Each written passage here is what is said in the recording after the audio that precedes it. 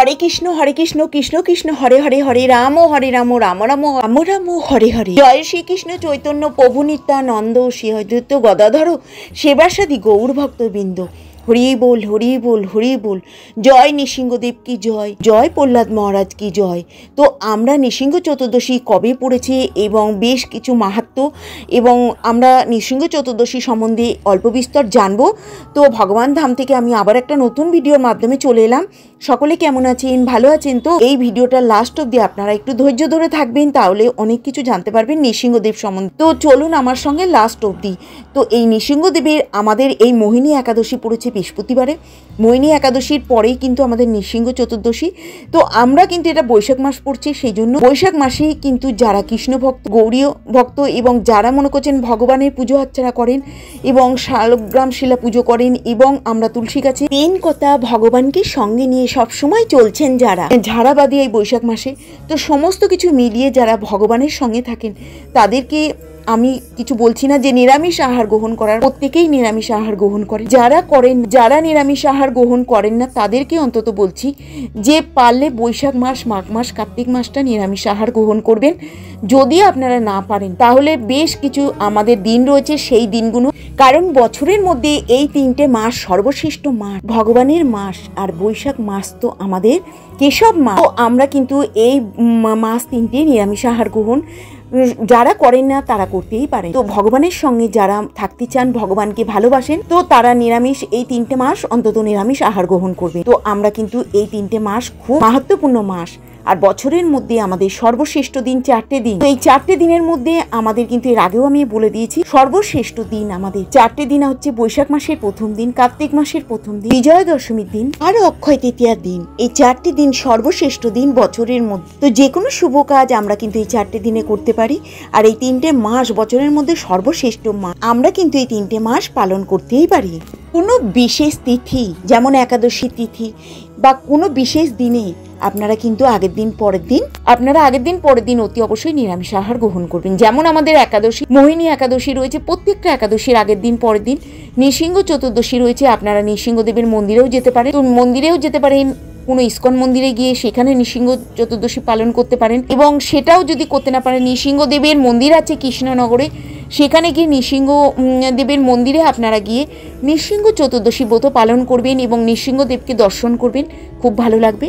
তো আমার সঙ্গে আপনারা একটু কষ্ট করে লাস্ট অবধি থাকবেন। তো চলুন নৃসিংহ চতুর্দশী সম্বন্ধে অল্প বিস্তার। পালনটা সারতে হবে পরের দিনকে সূর্য ওঠার পর। সূর্য ওঠার পরেই আমরা কিন্তু পালন সেরে নেব নরসিংহ চতুর্দশী, শুক্লপক্ষের চতুর্দশী। নৃসিংহ চতুর্দশীর ব্রত পালনের পর আমরা সন্ধে অবধি উপবাস থাকবো, আর পরের দিনকে আমরা সূর্য ওঠার পর পালনটা সারব। নৃসিংহদেবের যেহেতু তুলসী পত্র খুবই পছন্দের জিনিস, সেই জন্য তুলসী পত্র দিয়ে আপনারা মালা গেঁথে নৃসিংহদেবকে পরাতে পারেন। তো নৃসিংহদেবকে যখন তুলসী পত্র দিয়ে মালা গাঁথবেন, গিট বাঁধবেন না, সুন্দর করে ছুঁই সুতো দিয়ে ওটাকে সেলাই করবেন না, গিট বেঁধে বেঁধে সুন্দর করে মালা গেঁথে তুলসী পত্র দিয়ে নৃসিংহদেবের গলায় পরিয়ে দিতে হবে। তো আমরা নৃসিংহদেবকে, যেহেতু নৃসিংহদেব, যাদের মনে করুন বাড়িতে নৃসিংহদেবের মূর্তি আছে, খুবই ভালো, না থাকলে চিত্রপটের সামনে একটা বোল নিয়ে বোলের মধ্যে আপনারা পঞ্চাভিষেক করতে পারেন। দুধ, দই, ঘি, শক্কর, মধু দিয়ে ওই বোলটার মধ্যে পানি শঙ্কর মধ্যে দিয়ে আপনারা পঞ্চাভিষেক করবেন।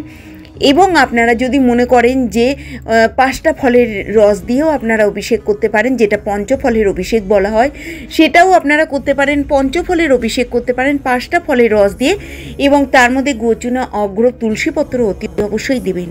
কোনো কিছুই যদি করতে না পারেন, শুধু গঙ্গা জলের মধ্যে তুলসীপত্র দিয়ে নৃসিংহদেবকে যদি অভিষেক করা যায়, নৃসিংহদেব তাতেও কিন্তু খুব খুশি হন। এই কারণেই, কারণ নৃসিংহদেব এর তুলসীপত্র খুবই পছন্দের জিনিস। তো এইভাবে আপনারা নৃসিংহদেবকে অভিষেক করতে পারেন। নৃসিংহদেবের স্তোত্র পাঠ করতে পারেন, গীতা পাঠ করতে পারেন, নৃসিংহদেবের 108টা নাম জপ করতে পারেন ওই দিনকে।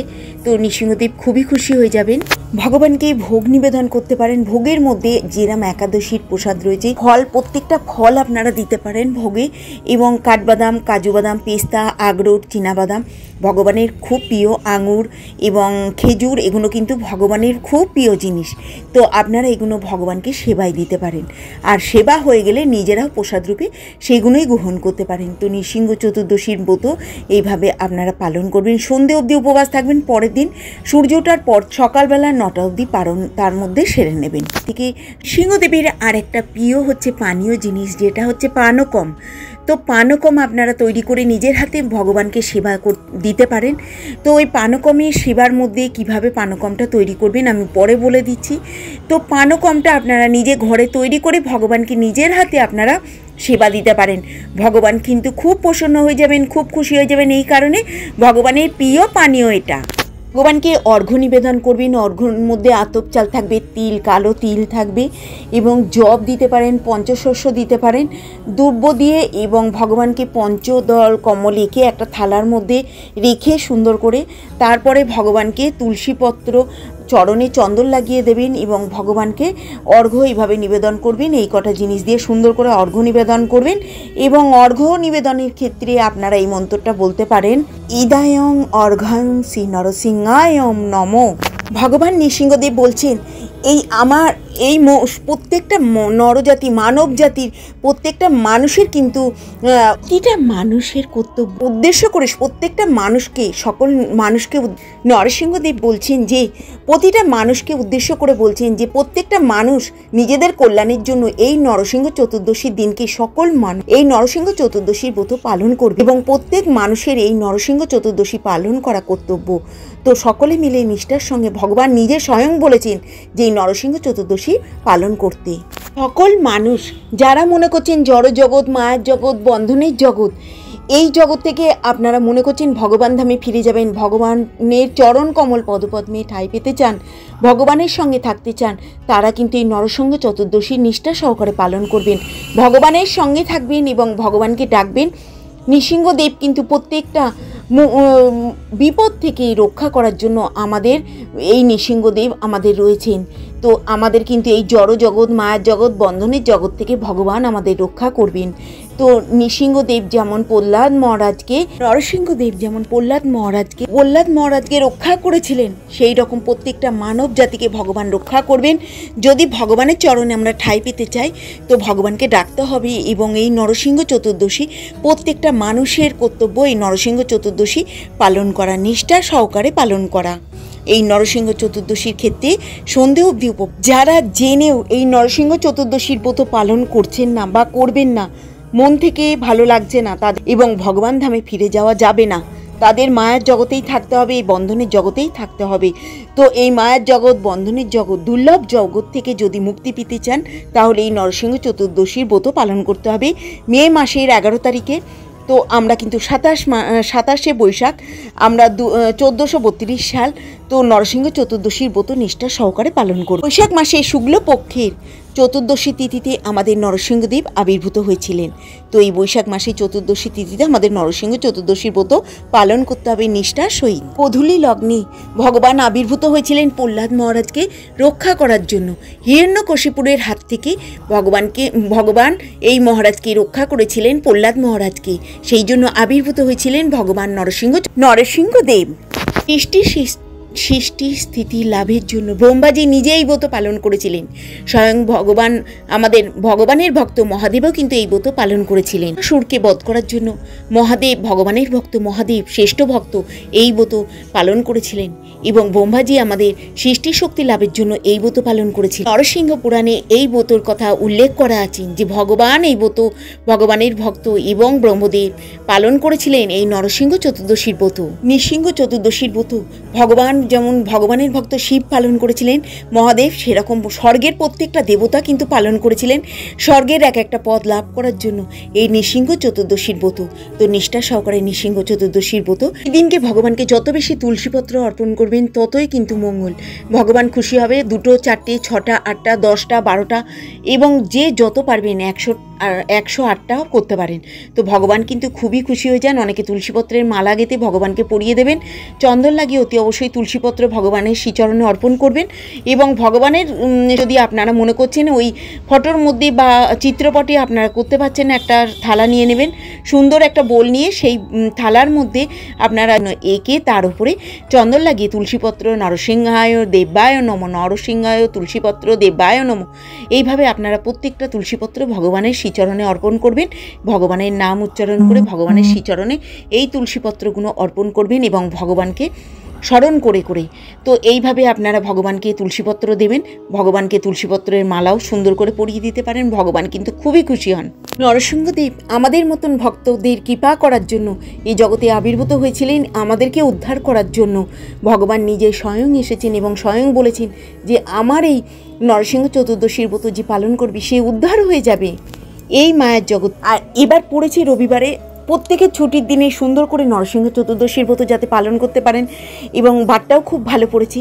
এবং ভগবান কিন্তু এই নরসিংহ চতুর্দশীর ব্রত আমরা কিন্তু কৃপা পেলাম, ভগবানের কৃপা পেলাম এবং আমরা প্রহ্লাদ মহারাজের কৃপা পেলাম, সমস্ত ভগবান দেবতাগণের কৃপা পাবো এই নরসিংহ চতুর্দশী ব্রত পালন করে। মানব জীবন আমাদের ধন্য হয়ে যাবে যদি আমরা নরসিংহ চতুর্দশীর ব্রত নিষ্ঠা সহকারে পালন করি। ভগবান কিন্তু আম খেতে খুব ভালোবাসে এবং আম যদি আমরা পাকা আম ভগবানকে কেটে ভগবানকে নিবেদন করা হয়, ভগবান খুব খুশি হয়ে যান। এবং আমরা কিন্তু এই ভগবান নরসিংহদেবের এই প্রহ্লাদ মহারাজের এই কৃপা আমরা পাবো, নরসিংহদেবের কৃপা পাবো। ভগবানের এই কিছু বই আছে, আমরা সমস্ত বই এই ভগবানের বই আমরা পড়তে পারি, শ্রবণ করতে পারি এবং আমরা গীতা পাঠ করতে পারি নরসিংহ চতুর্দশীর দিনকে সুন্দর করে। তো ভগবান খুশি হয়ে যাবেন এবং সঙ্গে আমাদেরও মন খুশি হয়ে যাবে। ভগবানকে ডাকার পরে মন যে তৃপ্তি পাওয়া যায় কোনো কিছুতে, আর এই তৃপ্তি আর আনন্দ কোনো জিনিসে পাওয়া যায় না। ভগবানকে ডেকে যত আনন্দ পাও। আমাদের মহাপ্রভু কিন্তু এই নৃসিংহদেবের চরিত্র এই বই কতবার যে পড়েছেন তার আমরা বলে বোঝাতে পারবো না। ভগবান এর এই নৃসিংহদেবের প্রহ্লাদ মহারাজের কাহিনী আমাদের এই গৌরাঙ্গ মহাপ্রভু অনেকবার পড়েছেন, লীলাবিলাস করেছিলেন অনেকবার। তো সমস্ত জায়গায় এই বই পড়ে পড়ে সকলকে বলতেন এবং খুব খুশি হয়ে যেতেন সকলে। আমাদের মহাপ্রভু কিন্তু এই বই অনেকবার পড়েছেন। আপনাদের বলার উদ্দেশ্য, মহাপ্রভু নৃসিংহদেবকে খুব ভালোবাসতেন। মহারাজ ভগবানকে বলছেন, ভগবান আমি আপনার কৃপা কী করে পেলাম, আপনি আমার জন্য কি করে এখানে এলেন আমাকে উদ্ধার করার জন্য, আমি কি কৃপায় আপনাকে পেয়েছি এবং কি করে পেলাম। তো ভগবান বললেন প্রহ্লাদ মহারাজকে, তুমি জ্ঞানে নয় তুমি অজ্ঞানে তুমি কিন্তু আমার নাম জপ করেছিলে ধ্যান করেছিলে এবং জ্ঞানে যারা করে তারা তো প্রচুর কৃপা পায়, তুমি অজ্ঞানে করেই তুমি এত কৃপা পেয়ে গেছো। তো তুমি অজ্ঞানে তুমি না জানতেই তুমি আমাকে অনেক ডেকেছো, সেই জন্য আমি তোমার কাছে চলে এসেছি খুব সহজভাবে। জন্য প্রহ্লাদ মহারাজ বলেছিলেন যে এই আমাদের মানব জন্ম, আমরা পরে যে কি জন্ম নেবে কেউ জানে না, সেই জন্য মানুষ জন্ম পেয়েছেন দুর্লভ জন্ম। এই মায়ার জগৎ থেকে আমরা যদি এই নরসিংহ চতুর্দশীর ব্রত পালন করি তাহলে কিন্তু আমরা পরে যে কী জন্ম নেব আমরা নিজেরাও জানি না। ভগবান আমাদের মুখ দিয়েছে, হাত দিয়েছে, কথা বলার শক্তি দিয়েছে, সমস্ত কিছু দিয়েছে। ভগবানকে যদি এখনই না ডাকি এরপরে আমরা কি করে ডাকবো বা পারবো কি পারবো না, মানুষ হব কি দেবতাকুলে জন্মগ্রহণ করব কেউ বলতে পারে না, কি পশু হব কেউ জানে না। সেই জন্য মানুষ জন্ম দুর্লভ জন্ম, মায়ার জগৎ, এই জগৎ থেকে আমাদের মুক্তিকে পেতে গেলে ভগবানকে ডাকতে হবে এবং ভগবানের শ্রীচরণে আমাদের নিজেকে অর্পণ করতে হবে এবং আমরা কিন্তু ভগবানের শ্রীচরণে অর্পিত হব এবং এই নৃসিংহ চতুর্দশীর ব্রত নিষ্ঠা সহকারে জেনে শুনে পালন করি। আর অজ্ঞানেই যে প্রহ্লাদ মহারাজ ভগবানকে ডেকেছিলেন, ভগবান নিজে স্বয়ং নেমে এসে প্রহ্লাদ মহারাজকে বাঁচিয়েছিলেন হিরণ্যকশিপুরের হাত থেকে। তাহলে আমরা যদি জেনে শুনে ভগবানকে ডাকি, ভগবান তাহলে আমাদেরটাকে তো সাড়া দেবে। নৃসিংহ চতুর্দশীর ব্রত পালন করার সঙ্গে সঙ্গে যদি নৃসিংহদেবের 9টি নাম আমরা উচ্চারণ করি বা প্রতিদিন আমরা জপ করি এই নৃসিংহদেবের 9টা নাম, প্রত্যেকটা গ্রহের 9টি গ্রহের দোষ কেটে যাবে। এবং এখন কিন্তু আমাদের কোথাও যেতেও হবে না, বাড়িতে বসে বিনা এই 9টা নাম উচ্চারণ করলে, নৃসিংহদেবের 9টা নাম উচ্চারণ করলে সমস্ত দোষ কেটে যাবে, গ্রহের প্রভাবও কেটে যাবে। আমরা কিন্তু সুন্দরভাবে জীবনযাপন করতে পারবো। নৃসিংহদেবের এই 9টি গ্রহের 9টি নাম, নৃসিংহদেবের এই 9টি নাম উচ্চারণ যদি করা যায় খুব সুন্দর করে, জ্বালা নৃসিংহদেব দেব্যায় নমঃ, জ্বালা নৃসিংহদেব এই নাম উচ্চারণ আমাদের এই মঙ্গল গ্রহের দোষ কেটে যাবে। ভগবান যখন প্রচণ্ড জ্বলছিলেন। নৃসিংহদেব যখন হিরণ্যকশিপুরের হাত থেকে প্রহ্লাদ মহারাজকে রক্ষা করছিলেন, প্রচণ্ড জ্বলে গেছিলেন, তখন কিন্তু তখন উপস্থিত হয়েছিলেন যেন সব কিছু জ্বলিয়ে ছারখার করে দেবেন। ভগবান প্রচণ্ড জ্বালায় উত্তপ্ত হয়ে গেছিলেন এবং সেই থেকে ভগবানের এই নামটা হলো জ্বালাই নৃসিংহদেবায় নমঃ। এটা হচ্ছে ভগবানের প্রথম নাম, মঙ্গল গ্রহের দোষ কাটাই। পাবন নৃসিংহদেব, পাবন নৃসিংহদেব, এটা আমাদের বুধ গ্রহের দোষ কাটায় পাবন নৃসিংহদেব। তো এইটা কিন্তু আমরা যদি অহবিলা নৃসিংহদেব, এটা হচ্ছে অহ মানে আশ্চর্য, বিলা মানে গুহা। ভগবান নৃসিংহদেব আবির্ভূত হয়েছিলেন একটি বড় গুহার মধ্যে, সেই জন্য ভগবান নৃসিংহদেব এটার বৃহস্পতির দোষ কেটে যায় এবং অহবিলা নৃসিংহদেবের নাম উচ্চারণে বৃহস্পতির গ্রহের দোষ কেটে যায়। মাললা নৃসিংহদেব, এটা হচ্ছে আমাদের লক্ষ্মী দেবীর প্রতীক এবং লক্ষ্মী দেবীর প্রতি আমাদের নৃসিংহদেব খুব দুর্বল। নৃসিংহদেব হচ্ছে লক্ষ্মী দেবীর প্রতীক। আমরা নৃসিংহদেবীর ছবি দেখেছি এবং এটার কিন্তু আমাদের শুক্রের দোষ কেটে যায়।